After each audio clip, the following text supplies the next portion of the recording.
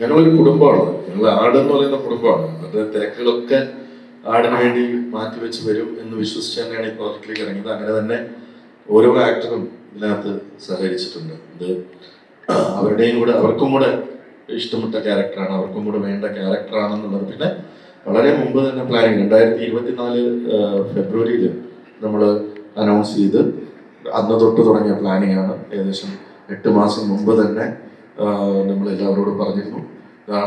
ആയിരിക്കുന്ന സൈജു കുറുപ്പ് ഏകദേശം 4 പടം, ഇന്ന് മലയാളത്തിലെ ഏറ്റവും തിരക്കുള്ള നായക നടന്മാരിലൊരാളാണ്. അദ്ദേഹത്തിന്റെ 4 പടം മാറ്റി വെച്ചിട്ടാണ് അരപ്പടത്തിന്റെ പൈസയും വാങ്ങിച്ചിട്ട് ഈ പടത്തിന് വന്നിരിക്കുന്നത്. മെന്റൽ ബോണ്ടാണ്, ഞങ്ങളെല്ലാവരും തമ്മിലൊരു മെന്റൽ ബോണ്ടിലാണ് ഇത് വർക്കുന്നത്. അങ്ങനെ ഞങ്ങൾ പണ്ടത്തെ മലയാള സിനിമയാണ് ഫോളോ ചെയ്യുന്നത്. വാക്ക് കൊടുത്തു, വാക്കിന് പിന്നെ മാറ്റമില്ല.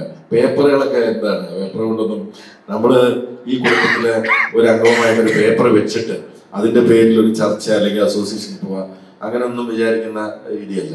ഈ കുടുംബത്തിലെ ഓരോ അംഗങ്ങളും, ആർട്ട് ഫ്രാഞ്ചൈസിലെ ഓരോ അംഗങ്ങളും ഇതിന്റെ ഭാഗമാണ്. നമ്മൾ ആസ് എ പ്രൊഡക്ഷൻ ഹൗസ് ഈ സിനിമയെ സ്നേഹിക്കുന്ന പോലെ തന്നെ അവരും ആ ക്യാരക്ടേഴ്സിനെ സ്നേഹിക്കുന്നു. എനിക്കറിയാം, ഈ സിനിമയിലെ ഓരോ കഥാപാത്രങ്ങളും ഞങ്ങൾ തന്നെ പല സിനിമകളുടെ ഭാഗമായിട്ട് ഈ സൈജു ഞാനുമായിട്ട് പോയിട്ടുണ്ട്.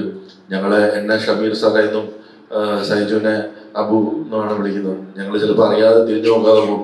അപ്പൊ ചോദിക്കും ജാടയാണോ, അപ്പോഴാണ് പോകും നമ്മളെയാണല്ലോ വിളിച്ചതെന്ന് പറഞ്ഞ് തിരിഞ്ഞു നോക്കിയിട്ടുണ്ട്. അപ്പൊ അത്രമാത്രം എന്നോട് ഇന്ദ്രൻസേട്ടൻ പറഞ്ഞിട്ടുണ്ട്, എത്രയോ സിനിമകളിൽ അഭിനയിച്ചിട്ടുണ്ട്. ഇപ്പൊ പോകുമ്പോൾ പലയിടത്തും പോകുമ്പോൾ ശശികലാശാലെന്നാണ് വിളിക്കുന്നത്. അപ്പൊ അതാണ് അതിന്റെ, അപ്പൊ അത്രയും മാത്രം അവർ സ്നേഹിക്കുന്നുണ്ട്. അതുകൊണ്ട് ഈ സിനിമയായിട്ട് വളരെ വളരെ നല്ല രീതിയിൽ എല്ലാ ആക്ടേഴ്സും ഓരോ, എനിക്ക് ജയസൂര്യ തൊട്ടിട്ട്